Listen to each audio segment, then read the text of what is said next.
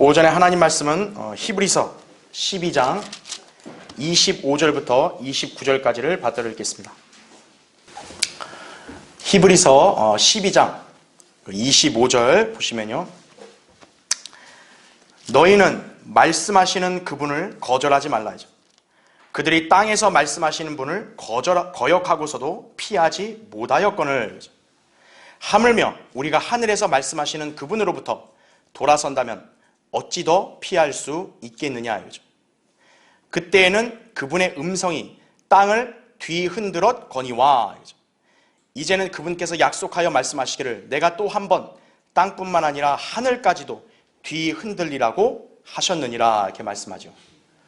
일단 여러분 좀 이해를 돕기 위해서 설명을 드리면 여기서 땅에서 말씀하시는 분 그리고 또 땅을 흔들었다, 이게 뭐냐면 모세가 시내산에서 율법을 받을 때 그때 시내산에서 그 하나님의 영광, 바로 그것을 가리키는 거예요. 그러니까 그 이스라엘 백성은 과거에도 그렇게 하나님을 거부했단 말이에요. 그런데 이제 하늘에서 말씀하시는 때, 바로 대환란 때를 가리키는 거죠. 대환란 때는 이제 하늘에서 주님이 직접 말씀을 하실 거라고요. 이방인들에게는 영원한 복음을 전하시고, 그렇죠? 또 유대인들에게도 그분을 바라는 사람에게 나타나시고. 그래서 이건 지금 환란 성도들에게 교리적으로 해당되는 말씀이에요. 좀 어려울 수 있지만 여러분 일단 그렇게만 이해하시고, 어쨌든 지금 여기서 또 한 번 땅뿐만 아니라 하늘까지 뒤흔들어 버리겠다, 이게 바로 재림 때의 상황을 얘기하고 있는 것이에요. 자, 27절 보세요. 이 또 한 번이란 말의 의미는 이미 피조된 것들로서 흔들리는 것들을 제거하고 흔들리지 않는 것들을 남겨두시려는 것이라 이거죠.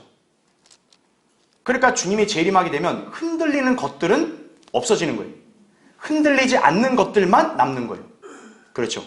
그럼 그게 어떤 성격이냐? 28절 보세요. 그러므로 우리가 흔들릴 수 없는 왕국을 받으리니 은혜를 소유하자. 우리가 이 은혜로서 하나님을 기쁘게 섬기되 경외함과 경건한 두려움으로 할지니 우리 하나님은 소멸케 하시는 불이심이라 이렇게 말씀하고 있죠. 그렇죠? 예. 바로 이 말씀을 갖고 오늘 저는 흔들릴 수 없는 왕국을 받으리니 이 제목으로 설교할 것입니다. 잠시 말씀을 위해 기도하겠습니다.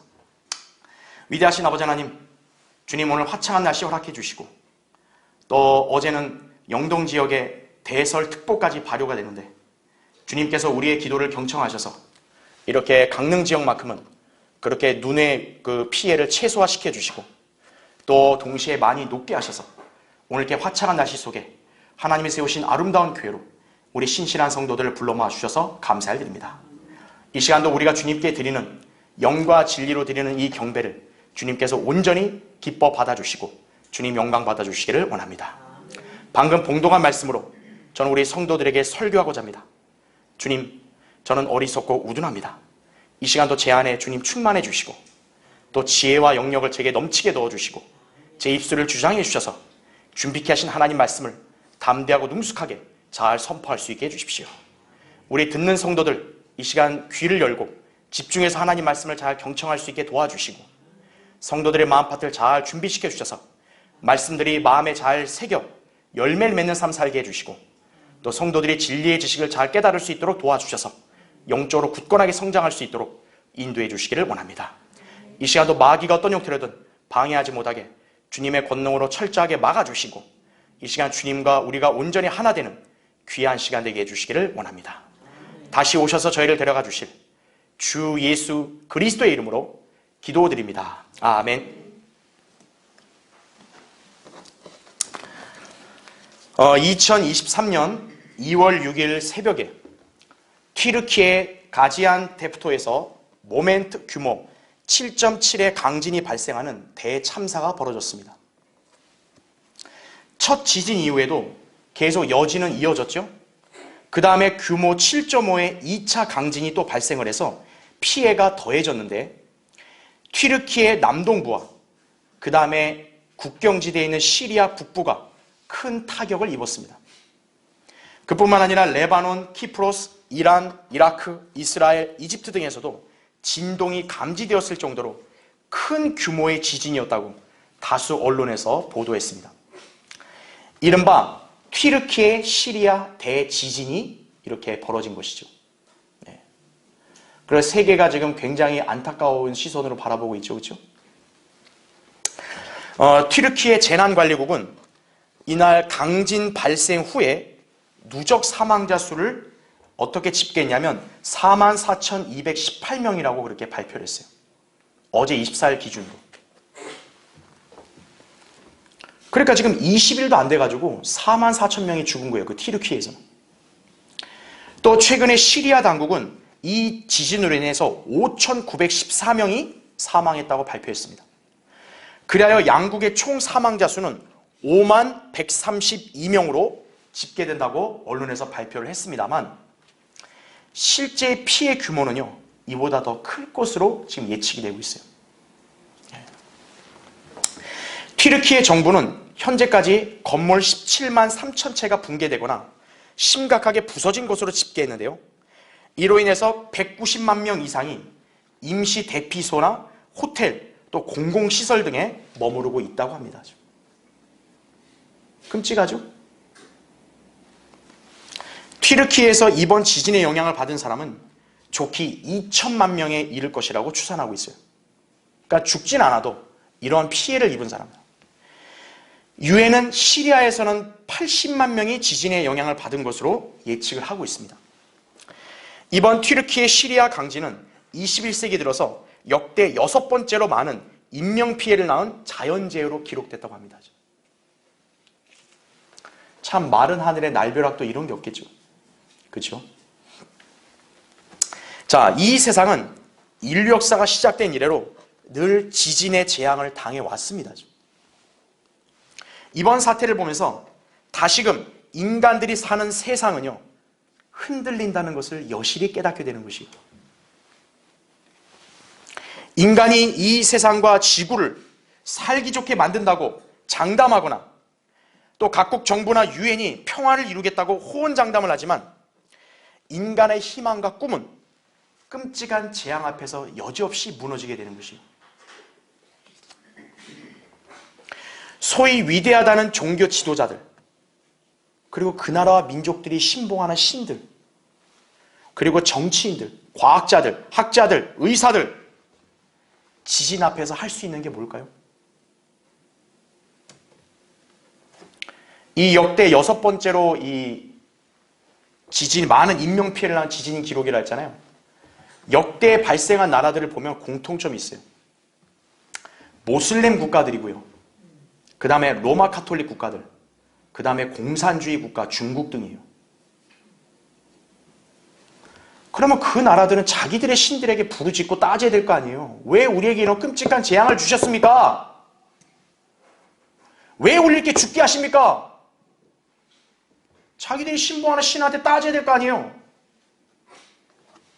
따진 사람이 있을까요? 한 명도 없어요.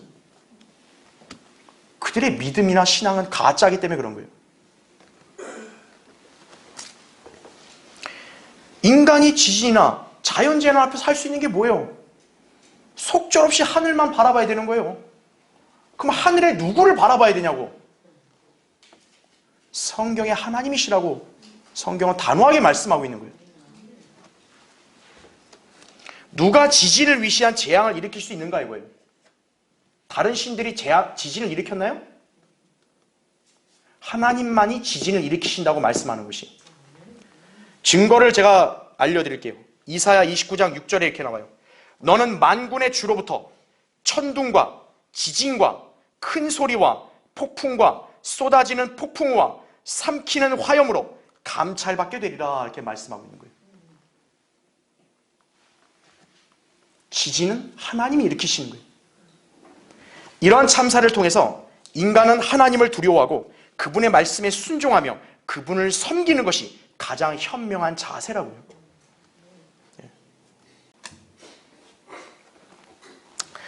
이 세상에 속한 것들은 모두 흔들리게 되어 있습니다. 세상 정부, 유엔, 사회운동, 제도, 종교, 언론, 교육, 과학, 이것은 물론이거니와 모든 인간의 탐욕, 욕망, 목표, 심지어는 인간 자체도 흔들리는 것이.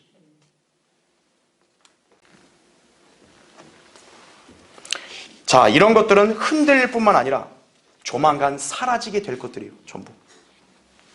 세상 나라들, 종교들 다 사라지게 돼요. 이에 반해 흔들리지 않는 것들이 있습니다. 하나님께 속한 것들은 흔들리지 않아요. 우리 하나님은 흔들리는 분 아니죠? 하나님의 자비, 하나님의 은혜, 하나님의 의, 하나님이 주신 구원, 하나님이 세우시는 왕국, 하나님의 말씀들, 하나님의 자녀들, 하나님의 뜻을 행하는 성도들은 흔들리지 않는 거예요. 영원히 거하는 것이. 요한일서 2장 17절에 세상도 세상의 정욕도 사라지지만 이거예요. 하나님의 뜻을 행하는 자는 영원히 거하느니라 이거예요. 주님은 바로 이런 자녀들과 함께 영원히 거할 처소를 예비하시고 영원한 왕국을 세우실 것입니다. 성경을 믿는 성도들은 바로 그런 소망을 지니고 이 현 세상을 살아가야 하는 것이에요. 우린 괜찮아요. 안전해요. 그렇지 않아요.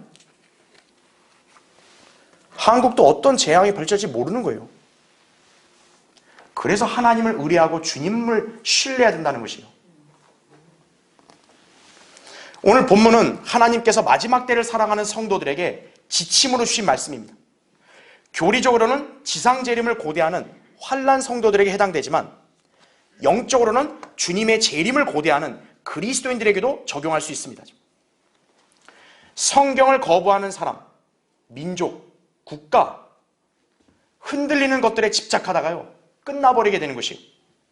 하지만 성경대로 믿는 성도들은 흔들릴 수 없는 왕국을 받을 것을 고대하기 때문에 이를 위해서 기쁨과 경외함으로 주님을 섬겨야 하는 것이에요. 성경대로 주님을 믿고 흔들릴 수 없는 왕국과 그 외의 것들에 소망을 두는 성도들로 살아가야 한다 이거죠. 여러분이 재난을 볼 때마다 그리스도인의 자세는 그래야 되는 거예요. 언젠가는 저렇게 될 수 있구나. 언젠가는 나에게서 떠날 수 있는 것들이 있구나 이거예요. 이 세상에는. 하지만 하나님이 나에게 주신 것들은 영원하다 이거죠. 그렇죠. 그 중에 하나가 하나님께서 이 땅에 이제 왕국을 세우시는 것이에요. 그 왕국은 지금 이게 이런 나라들처럼 흔들리지 않아요. 자, 성경적으로 자금의 이 시대는 마지막 때를 향하고 있습니다. 지금 세계 곳곳에서 대지진의 재앙이 발생하고 그 외에 산불, 홍수, 토네이도, 전쟁 등이 발생하고 있는 것은 세상의 멸망이 임박했음을 알리는 징조입니다. 마태복음 24장 6절부터 8절을 여러분 보시면 돼요. 세상과 인간은 흔들리고 사라지게 됩니다. 그러나 여러분은 항상 흔들릴 수 없는 왕국을 열망함으로써 주님의 재림을 고대해야 합니다. 이를 위해서 여러분은 지금 이 자리에서 하나님의 은혜에 따라 성경대로 그분을 섬기고 있는 것이에요. 우리 그리스도인의 관점은 우리의 구주가 다시 오시는 것이에요. 그리고 흔들릴 수 없는 왕국을 주님이 세우시고 통치하시는 것을 우리는 열망하는 것이에요. 여러분이 오늘 이 설교를 통해서 그런 마음가짐을 다져야 한다 이거죠. 그래서 오늘 설교의 주제는 흔들릴 수 없는 왕국을 열망하라 이거예요. 흔들리는 이 세상 나라들에게 뭔가 기대를 갖지 말고 주님이 세우실 흔들릴 수 없는 왕국을 열망하라 이거예요. 자, 첫 번째로 말씀하시는 그분을 거절하지 말라 이렇게 말씀하고 있어요. 여러분 거기 히브리서 12장 25절 보면 나오죠. 너희는 말씀하시는 그분을 거절하지 말라 이렇게 나오죠. 이스라엘 백성들은 하나님께서 모세를 통해 하신 말씀들을 거절함으로써 심판을 받았습니다. 결국 그들은 대다수가 약속의 땅의 유업을 받지 못한 채 다 광야에서 죽었습니다. 그러나 대환란 때는 주님께서 하늘에서 말씀하실 것입니다. 이때 환란 성도들 중에 그 말씀을 거부하면 과거에 광야에서 죽어나갔던 자들처럼 영원히 멸망하게 될 것을 본문에서 경고하고 있는 것입니다. 그래서 환란 성도들에게 믿음을 끝까지 지키라고 지금 여기서 권면하고 있는 거예요. 끝까지 붙들고 견디어야 구원을 받는 것이 환란 성도들의 구원 교리죠. 히브리서 3장 6절과 14절, 2장 3절에 나오죠. 마침내 그래야 히브리인들은 천년왕국을 상속받아 영원히 거하게 되는 것이다 이거죠. 기준이 뭘까요?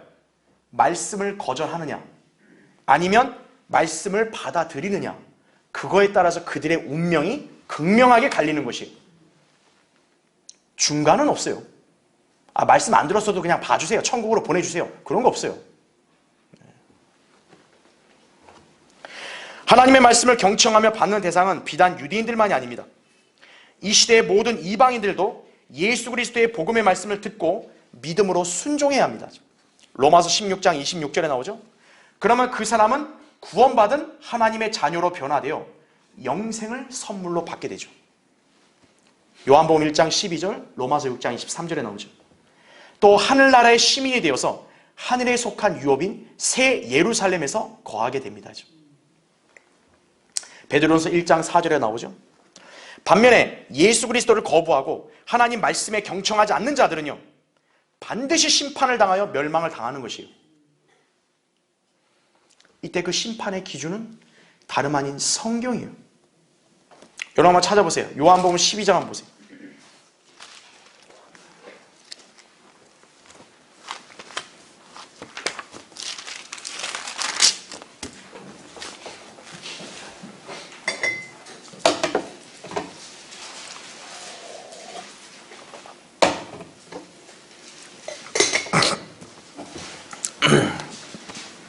요한복음 12장 거기 48절 제가 읽을 때 여러분 잘 들으세요. 나를 거절하고 예수님을 말하는 거죠. 그 다음에 거기 잘 표시해 두세요. 내 말들 이렇게 나오죠. 내 말들을 받아들이지 아니하는 자는 그를 심판할 이가 있으니, 자, 심판할 이가 있는데 누군지 보세요. 곧 누구래요? 내가 말한 그 말이 그를 마지막 날에 심판하리라 이거죠. 예수 그리스도를 거부하면 예수 그리스도께서 하신 말씀들이 있죠. 그 말씀들이 바로 오늘날 우리가 들고 있는 뭡니까? 성경이죠. 이 성경이 그들을 심판한다는 거예요. 생명이냐 멸망이냐를 판가름하는 기준은 교회 출석, 헌금, 봉사, 선행, 직분, 침례나 무슨 세례, 방언 등이 아니에요. 오직 성경에 제시된 복음을 믿었느냐의 여부로 갈리게 되는 것이에요. 자, 어떤 그리스도인이 그 한 자동차 편승 여행자에게 증거한 일화를 소개한 적이 있어요. 여러분 히치하이킹이라고 들어본 적 있어요? 이렇게 운전하다 보면 길가에서 막 손을 들면서 나 좀 태워달라고 하는 사람 있잖아요. 이제 이 그리스도인이 그 사람을 차에 태웠어요. 이 사람의 이름은 엘리야였는데요. 당시 그는 지치고 피곤한 상태였고요. 주님에 관해서 듣고자 하는 마음의 준비가 돼 있었다고 합니다. 그래서 이 그리스도인이 자동차 안에서 이 히치하이킹한 사람 있잖아요. 이 사람에게 복음을 전한 거예요. 그래서 그들이 목적지에 도착했을 때 증거를 마쳤고요. 이 엘리야라는 사람은 하나님의 아들 예수께서 주와 구주로서 십자가에 못 박히셨고 부활하셨다는 사실을 의심 없이 믿게 되었다고 합니다. 야, 이 사람은 참 너무 복받은 사람 아니에요? 히치하이킹 한 것도 참 놀라운 일인데 남의 차 얻어 타서 거기서 영생까지 선물 받았어요. 그렇죠. 자, 그런데요. 그러고 나서 6년이 흘렀어요. 자, 이 그리스도인이 이 사람을 이렇게 태워다 주고 구령했던 있죠. 이 장소를 다시 한번 지나가는 일이 생겼어요. 자, 그래서 다시 이제 가고 있는데, 자, 이번에는 거기에서요, 자전거를 타고 있던 한 청년을 발견하게 됩니다. 그래서 이 그리스도인은 그 청년을 불렀어요. 이 청년이 와요. 그래서 그 청년이 오자 진심 어린 애정을 갖고 복음을 전했는데요. 바로 이런 메시지를 제시했어요. 오늘이 구원의 날이요. 지금이 바로 기뻐 받아들여진 때입니다. 고린도서 6장 2절을 얘기한 거죠. 그러니까 지금 구원받아야 됩니다. 이렇게 얘기한 거예요. 그러나 이 청년이 이렇게 비꼬면서 이런 자에 거절해요. 그 말은 너무 듣기가 그런데요? 비관적인데요? 나는 오늘 여기서 내일을 또 맞이할 겁니다. 이렇게 거부한 거예요. 그러자 그 그리스도인은 당신이 내일을 맞이할 수 있다는 것은 오직 하나님의 은혜를 통해서만 가능합니다. 내일이 안 올 수도 있습니다. 이렇게 얘기한 거예요. 그런데 이 청년은 최선을 다한 그런 성도가 전한 복음을 끝까지 거절한 거예요. 결국 자리를 떴습니다. 그런데 어떤 일이 생긴 줄 아세요? 이 청년이 뭐라 했어요? 내가 내일을 여기서 맞이한다 그랬죠. 내일 그 다음 날이 됐어요. 그 청년이 자전거를 타고 여기로 오고 있는데요. 자동차에 치여서 그만 죽어버린 거예요. 나는 내일을 맞이할 거라고. 하나님 말씀 필요 없어요. 그랬더니 어떻게 됐죠? 그 사람은 그게 오늘이 자기 인생의 마지막이었던 거예요. 자, 두 사람이 같은 장소에 있었죠? 한 사람은 차를 얻어 탄 사람인데 영생을 얻었고, 또 한 사람은 자기 자전거를 자기가 알아서 타고 가는데 복음을 거절했죠. 이 사람은 죽었고, 사후에 어떻게 됐을까요? 이 자전거 탄 사람은 지옥으로 간 거죠. 두 사람의 운명이 한 장소에서 완전히 갈린 거죠. 무엇 때문에요? 주님의 말씀을 받아들였느냐 거절했냐에 따라서 갈린 거죠. 바로 말씀하시는 그분을 거절하지 마라 이거예요. 자, 우리 그리스도인들은 감사하게도 이 복음의 말씀을 알고 그대로 믿은 사실로 인해 영원한 생명을 소유했고 하늘나라의 시민이 되었음을 우리는 다 믿죠. 이로써 우리는 모두 하늘의 유업을 거저 얻었습니다. 그러나 이제 주님께서는요, 우리에게 상을 얻게 되도록 달리라, 고린도전서 9장 24절에 이렇게 말씀하고 있습니다. 그리스도인은 이 말씀을 거절하면 안 돼요.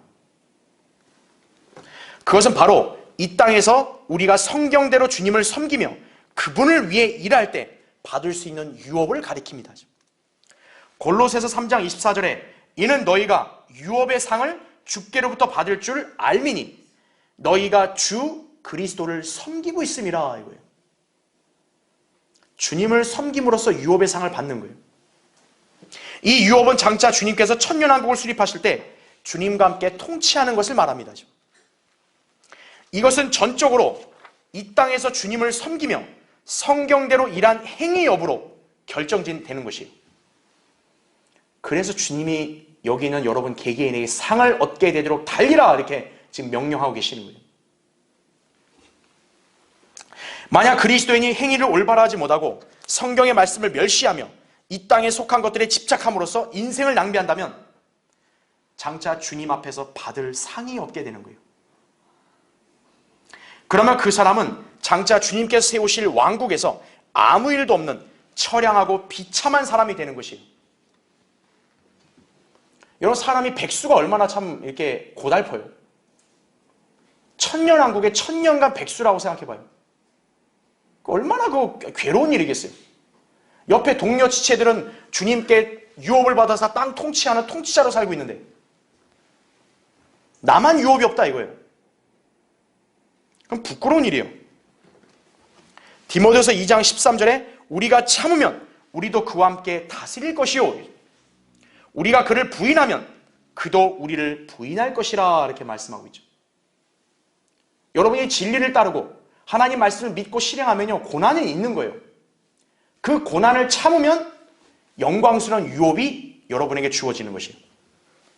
근데 그 힘든 거 싫다 이거예요. 그러니까 내 육신 내 마음대로 살겠다 이거예요. 그 사람 살라 이거예요, 마음대로. 근데 영혼에서는 아무것도 없는 거예요. 그럼 주님이 그런 사람을 칭찬하실까요? 여러분이 주님의 경고를 유념한다면 그리스도와 함께한 공동 상속자가 될 수 있도록 주님과 함께 고난을 감당하며 성경대로 믿고 실행해야 되는 것이 로마서 8장 17절에 나오는 그대로라죠. 자, 유대인들은 하나님의 말씀에 경청하지 않으면 영원한 저주를 받아 유업은 물론이고 구원도 잃게 됩니다. 유대인들은 그런 거예요. 하지만 그리스도인은 구원을 잃어버리지는 않지만 우리 역시도 유업의 상을 잃어버릴 수 있습니다. 그렇게 되면 그 성도는 하나님 앞에서 수치를 당하는 비참한 자녀가 되는 것이에요. 그렇기에 우리는 주님을 위해 살라는 말씀의 경고를 거절하지 말고 순종해야 하는 것이에요. 왜 여러분 보고 예수 그리스도를 위해 살라고 얘기하겠어요? 왜 성경대로 주님을 믿고 하나님 말씀대로 실행하고 주님을 증거한 일에 왜 힘쓰라 하겠어요? 주님이 여러분에게 경고하시는 거예요. 우리 모두에게. 상이 있다 이거예요. 다가올 영혼이 있다 이거예요. 그래서 이 말씀을 거절하지 말아야 돼요. 그런 사람이 하나님께 세우시는 왕국을 열망하는 사람인 것이. 요한이서 1장 8절에 이렇게 나오죠. 너희 자신을 돌아보라. 이는 우리가 이루어 놓은 것들을 잃지 아니하고 온전한 상을 받으려는 것이라 이렇게 말씀하고 있는 것입니다.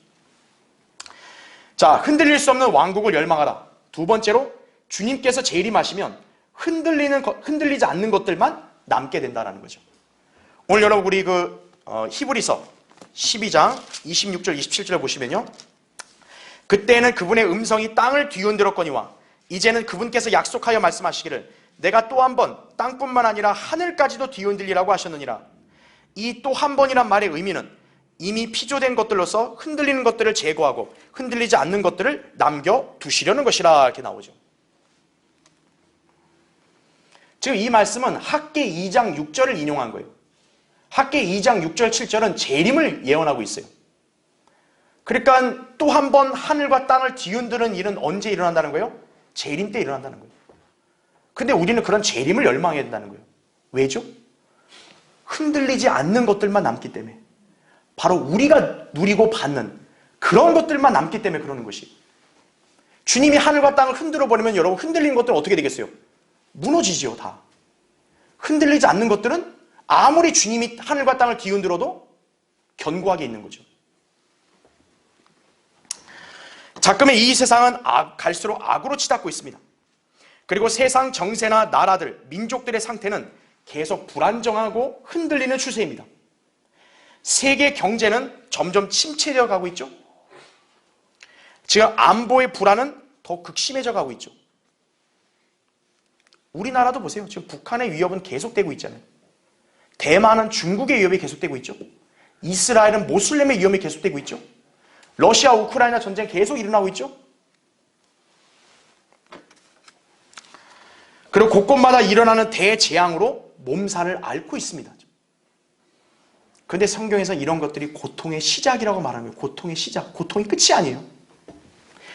이제 세상이 대환란에 접어들게 되면 유사이래로 전무후무한 고통을 겪게 될 것이에요. 마태복음 24장 21절에 나온 말씀. 그러다가 주님이 재림하시면 본문에 나온 대로 하늘과 땅을 뒤흔들어 버릴 것입니다.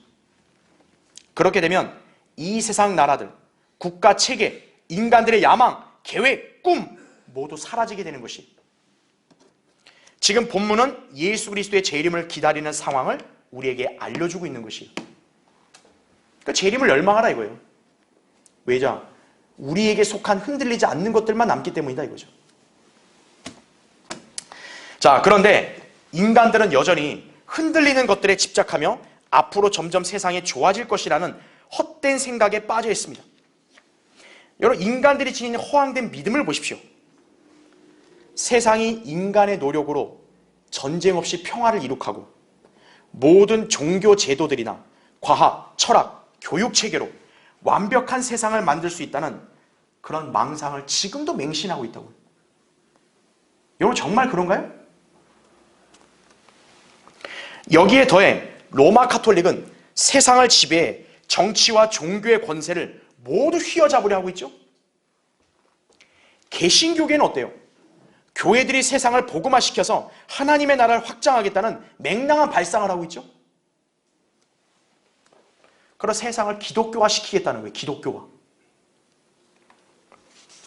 각종 언론들은 소위 인간들과 세상이 가능성이 있는 것처럼 오도하여 더욱 인간들을 파멸에 이르게 하고 있다 이거죠. 각국 정부와 정치인들은요, 권력에 대한 야망을 이루고자 온갖 거짓 희망과 술수로 표를 얻어 출세하려고 안간힘을 쓰고 있습니다. 표를 구걸하는 자들이죠. 그러니까 표만 얻으려면 뭔 짓은 다 하겠다는 거예요. 왜냐하면 그들에게 우상은 권세거든요. 권세. 국회의원에게서 최종 권위가 뭔지 아세요? 당대표가 주는 공천이에요. 공천.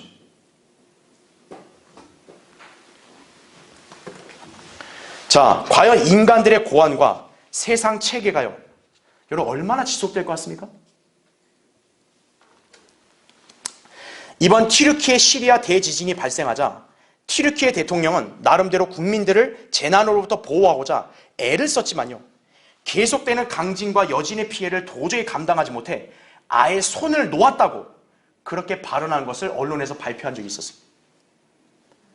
이 사람이 무책임한 게 아니에요. 이 사람이 솔직한 거예요. 이건 손 놓을 수밖에 없어요. 왜? 수습하려면 또 자꾸 지진이 나는데. 대통령이 지진의 재앙 앞에 무슨 힘이 있는 거예요? 그죠? 국회의원, 지자체장, 경찰청장, 대법원장이 자연재난을 막을 수 있어요? 재난 나면 바로 대피하느라 바쁘죠, 전부. 이것이 유엔과 세상 정부와 종교 체제의 한계예요. 여러분, 유엔이 지금 대지진, 시리아, 튀르키예 대지진에 대해서 뭐 어떤 거를 할 수 있겠어요, 유엔이요? 그냥 경제적 지원밖에 없는 거예요. 근데 만약 지진이 여러분 계속 난다 보세요. 만약에 1년, 2년 저렇게 계속 난다 보세요. 언제까지 지원할 수 있을까요? 세상은 흔들리는 거예요. 그들은 모두 흔들리는 것들이에요. 특히 주님께서 재림 직전에 다시금 엄청난 대지진을 일으키셔서 세상에 속한 것들을 모두 흔들리고 무너지게 하실 것이에요. 제가 여러분 요한계시록 16장 17절 18절 읽을 때 여러분 잘 들어보세요. 일곱째 천사가 자기 호리병을 공중에 쏘더니 하늘의 성전에서 큰 음성이 보좌로부터 나와 말하기를 다 이루었다고 하니 음성들과 천둥들과 번개들이 있었고 또 큰 지진이 일어났는데 그 지진이 너무도 엄청나서 사람이 땅에 거주한 이래로 그처럼 강력하고 큰 지진은 일찍이 없었더라 이렇게 말씀하고 있는 거예요. 지금 여기서 일어난 지진만 갖고 다들 겁먹는데 대환란 끝에는요. 인류 역사가 시작된 이래로 비교도 안 되는 지진이 일어나는 거예요. 그 지진이 얼마나 크냐? 지각변동이 일어날 정도인 거예요. 요한계시록에 이렇게 나온다고요. 특히나 무엇보다요. 이 지진은 그때 세상 위에 군림하고 많은 사람들이 소망을 두는 로마 카톨릭의 바티칸을 하루아침에 무너뜨릴 것이에요. 요한계시록 18장 2절에 보면 바빌론이 어때요? 한순간에 무너졌다고 나오죠. 여러분 대환란 때 적그리스도하고 연합하는 그 바티칸이 무너질 거라고 누가 생각하겠어요? 그렇죠. 지금 현재 이 세상도 어때요? 바티칸이 제일 위상이 높잖아요. 교황의 한마디와 교황의 그 출현 갖고도 나라가 얼마나 들썩여요. 바티칸이 무너질 거라고 여러분 상상이 되겠어요? 그런데 대환란 끝날 때요. 하나님은 지진으로 바티칸을 하루아침에 무너뜨리는 거예요. 그래서 요한계시록 18장에 보면요. 바티칸이 무너질 때 사람들이 슬퍼한다 그래요. 왜? 바티칸 때문에 그동안 먹고 살았거든요. 먹고 사는 거 끊겼죠.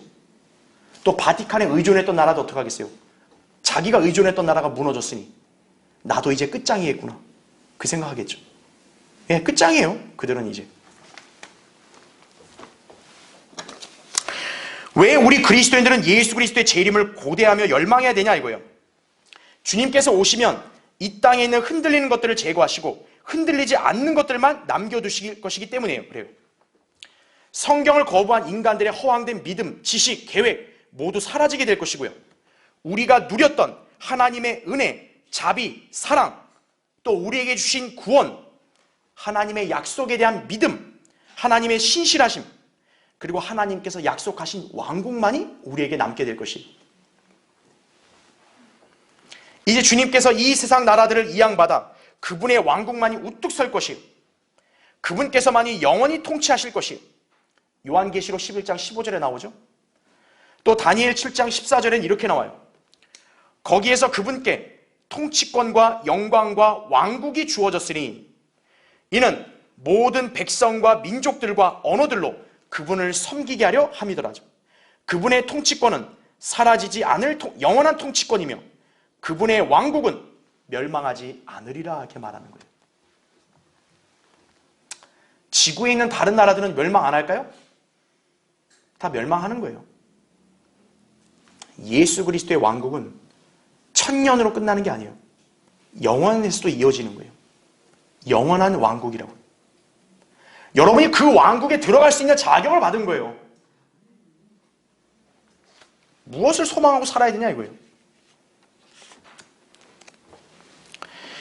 예수 그리스도께서 재림하시면 유대인들은 마침내 약속된 천국이 실현되어 예수 그리스도께서 다윗의 보좌에 앉아 통치하실 그 물리적인 왕국의 백성으로 번영 가운데 살 것입니다.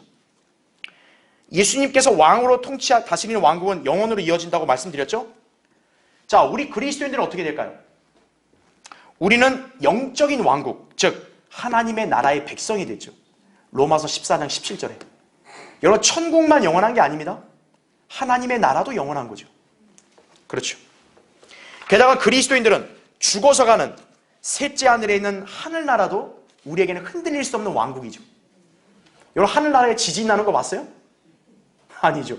하늘나라에 누가 원자폭탄 날릴 수 있어요? 하늘나라에 가면은 흔들리지 않고 견고하다고요. 그리스도인들을 죽으면 다 거기로 가는 것이에요.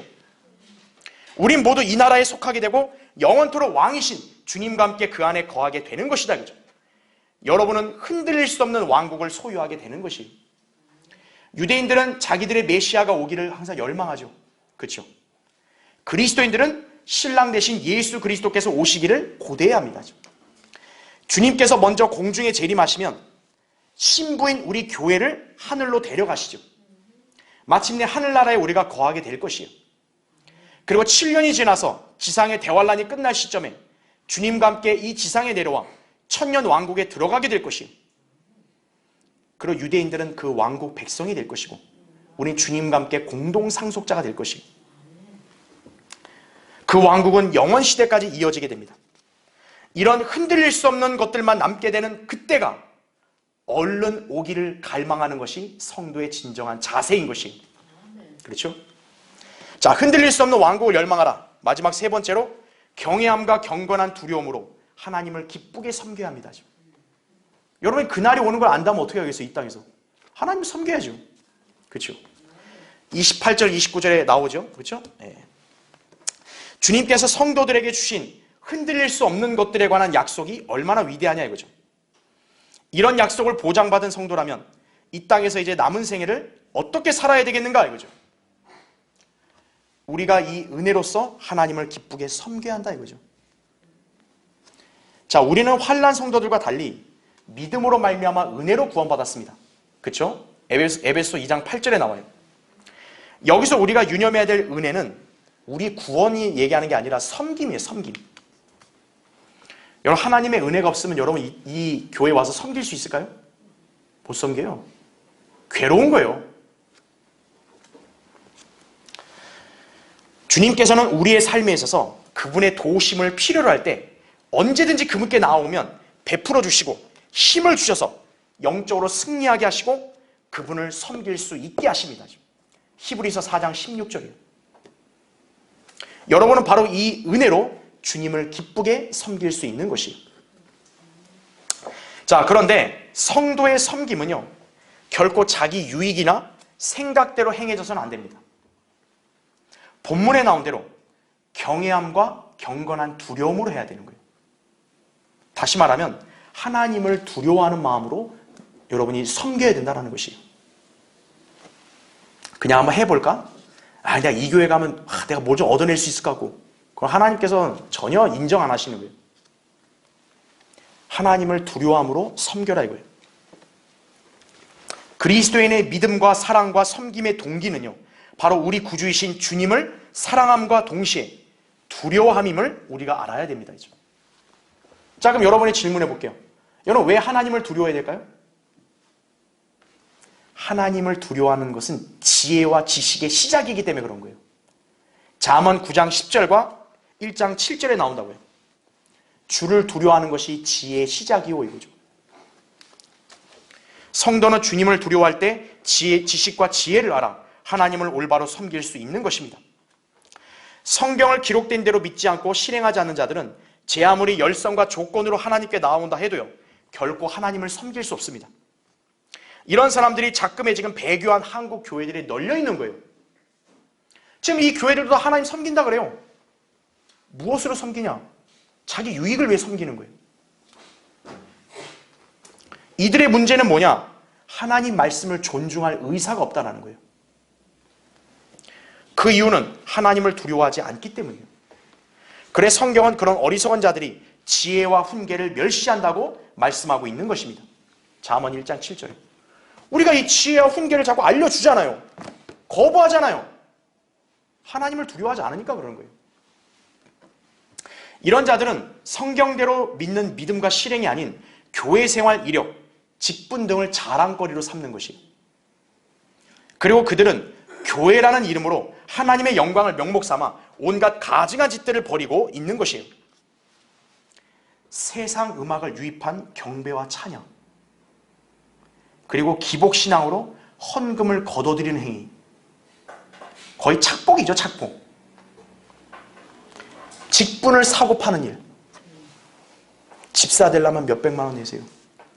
장로 되려면 5년간 저기 주차장 봉사하고 몇천만 원 내세요.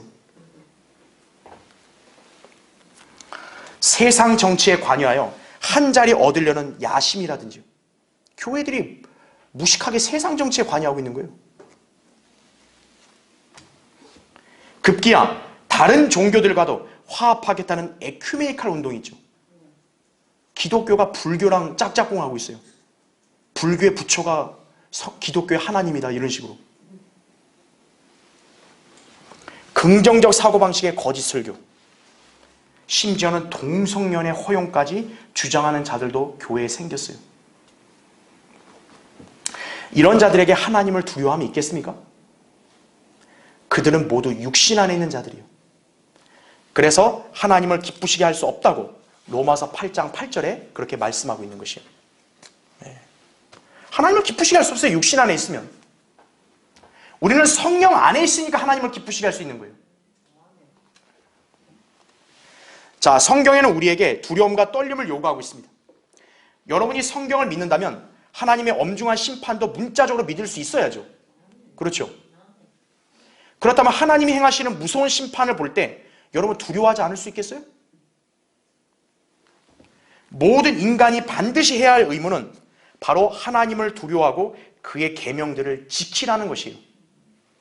왜냐하면 하나님께서는 선이든 악이든 모든 은밀한 것들을 심판하시기 때문에 그런 것이에요.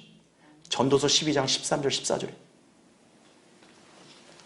하나님을 거부하고 복음을 멸시하고 자기 멋대로 산 인간들을 여러분 하나님께서 그냥 방치하실 것 같으세요? 우리 오늘 본문 읽을 때 마지막 절에 뭐랬어요? 우리 하나님은 뭐라 그랬어요? 소멸케 하시는 불이시다 이거예요. 하나님의 사랑을 거부하면 하나님의 진노의 불로 심판받는 거예요. 바로 지옥이에요. 데살로니가서 1장 8, 9절에 하나님을 알지 못하는 자들과 우리 주 예수 그리스도의 복음에 순종치 아니하는 자들을 불길 가운데서 벌하시리니 이거죠. 이런 자들은 주의 임재와 그의 능력의 영광으로부터 떠나 영원한 멸망의 형벌을 받게 될 것이라 이렇게 말씀하고 있는 거예요. 그러니까 복음을 거절하지 마라 이거예요. 복음을 받아들이라 이거예요. 그 단순한 걸 왜 안 하냐 이거예요. 우리 그리스도인들은 왜 하나님을 두려움으로 섬기합니까? 우리는 지옥의 심판으로부터 구원받았잖아요. 그렇죠? 그러니까 우리는 지옥을 두려워하지 않아도 되잖아요. 근데 우리가 왜 하나님을 두려워해야 되죠? 우리는 모두 그리스도의 심판석에서 별도로 심판받기 때문에 그런 거예요. 그날에는 여러분의 섬김에 대한 마음의 동기도 다 드러날 것입니다. 고린도전서 4장 5절에 보면 그때 주님이 빛을 비추면 여러분 마음의 의도들이 다 드러난다 그런 거예요. 다시 말하면 여러분이 이 교회에 와서 성경대로 믿음 생활하는 동기를 하나님이 거기서 드러내게 하신다는 거예요. 만약에 자기 유익과 사업과 결혼을 위해서 교회에 왔다. 그러면 그 사람의 동기는 잘못됐기 때문에 그 섬김은 아무 효용이 없어요. 그래서 동기가 중요하다는 거예요. 신앙생활의 체면상 또 억지로 됐다면요. 그럼 어떤 일이 생기냐? 그리스도의 심판석에서는 불로 다 태워지는 거예요. 그게. 하나님을 믿지 않은 자들은 그 자체로 그들이 다 산채로 태워지죠. 하지만 구원받은 성도들은 산채로 자기 몸이 태워지진 않아요. 왜? 우린 다 구원받았으니까. 그럼 뭐가 태워지냐? 여러분이 이 땅에서 행한 모든 섬김과 일들이 다 태워지는 거예요. 이때 타버리지 않고 남아서 인정받으려면 여러분은 성경대로 주님을 섬기고 두려움과 사랑으로 실행해야 된다는 거예요. 왜 여러분 예배 드리는 거예요? 주님을 사랑하고 하나님 말씀을 두려워하니까 내가 예배드립니다. 이래야 인정받는 것이에요. 왜 내가 주님을 증거하냐? 내가 사랑하는 주님을 나는 증거하고 싶다 이거죠. 그런 동기가 있어야 그게 주님께 섬김으로 인정을 받는 것이에요. 그래서 고린도전서 3장 13절에 이렇게 말씀하는 거예요. 각 사람의 일한 것이 나타나게 되리니 이거죠. 그날이 그것을 밝힐 것이라 이거죠. 이는 그것이 불로써 드러나고 또 그 불은 각 사람의 일한 것이 어떤 종류인지를 시험할 것이기 때문이라 이거죠. 여러분의 동기가 올바르고 성경대로 주님을 잘 섬겼으면 금은 보석은 불에 다 뒀대요. 남지요. 근데 육신적으로 그렇게 했다면 지푸라기야 나무, 그루터기로 남죠. 그런 건 다 불에 타 재가 되죠. 없어지는 것이에요.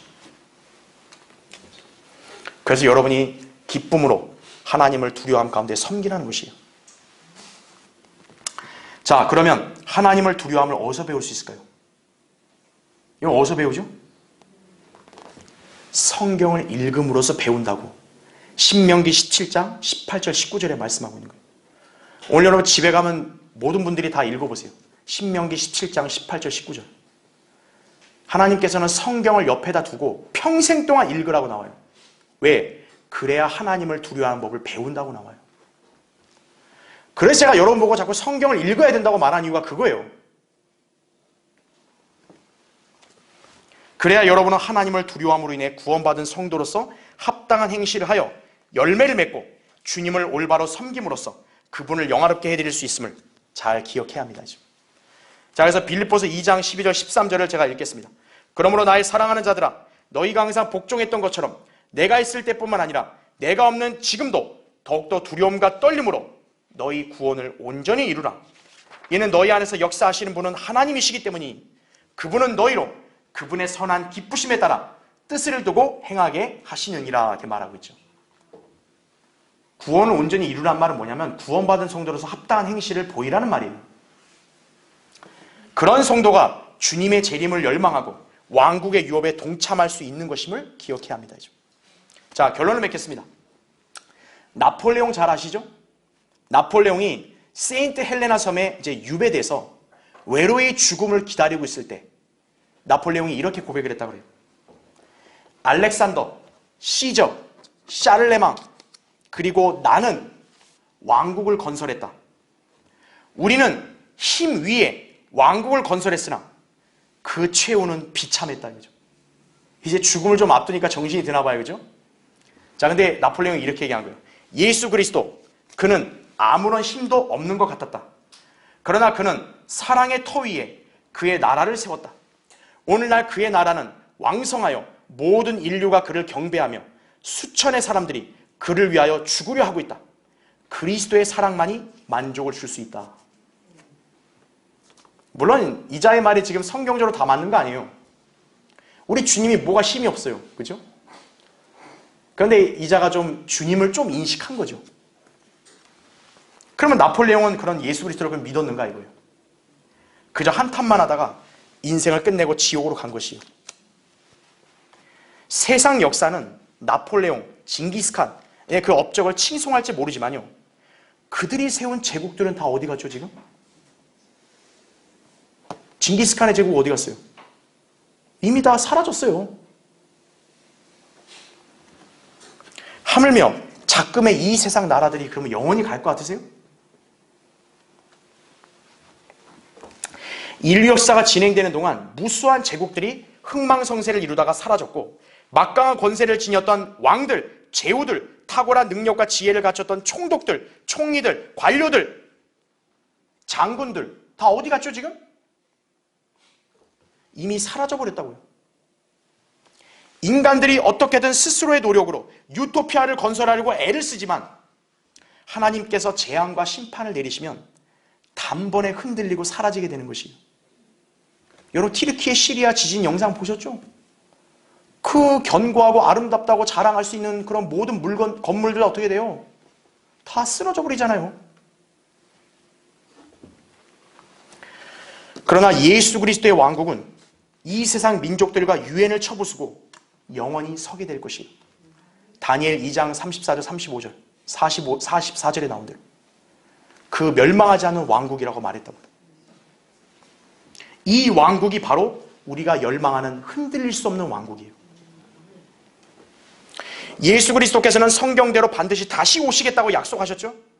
이제 그 약속이 실현될 날이 임박해 오고 있습니다. 세상은 여전히 이 진리를 모른 채 흔들리는 것들에 희망을 두다가 갑작스럽게 멸망을 당하게 될 것이에요. 이번 지진으로 죽은 사람들이 끝이 아니에요. 흔들리는 세상에 사는 사람들 언젠가는 다 끝나게 돼 있는 거예요. 성경을 믿는 여러분은 흔들리지 않는 것들과 함께 영원히 주님의 왕국에서 거할 것입니다. 게다가 우리는 영원시대 새 예루살렘에서 주님과 함께 영원히 살게 될 것이에요. 새 예루살렘은 낡지도 않아요. 흔들리지 않아요. 계시록 21장 2절, 22장 5절에 나오죠. 주님의 약속을 열망하는 사람이 바로 왕국을 열망할 자격이 있는 것임을 알아야 합니다. 지금. 여러분은 흔들리는 세상에 혹시 기대나 미련을 가졌습니까? 지금 여러분 중에 그런 흔들리는 세상에 미련 둔 분 계세요? 오늘 이 설교로 그 마음가짐을 바꿔야 돼요. 그런 사람은 흔들릴 수 없는 왕국의 유업을 받을 자격이 없는 거예요. 주님께로부터 인정받지 못하고 비참하게 영혼을 보낼 수도 있음을 명심해야 한다 이거죠. 세상이 이렇게 재앙으로 흔들릴 때마다 우리는 흔들리지 않는 것들을 약속하신 주님을 바라보며 그분의 오심을 열망하고 성경대로 기쁨과 즐거움으로 두려움으로 그분을 섬겨야 합니다. 이것이 바로 성경대로 믿는 그리스도인의 자세임을 여러분이 기억하시기 바랍니다. 자, 기도하겠습니다.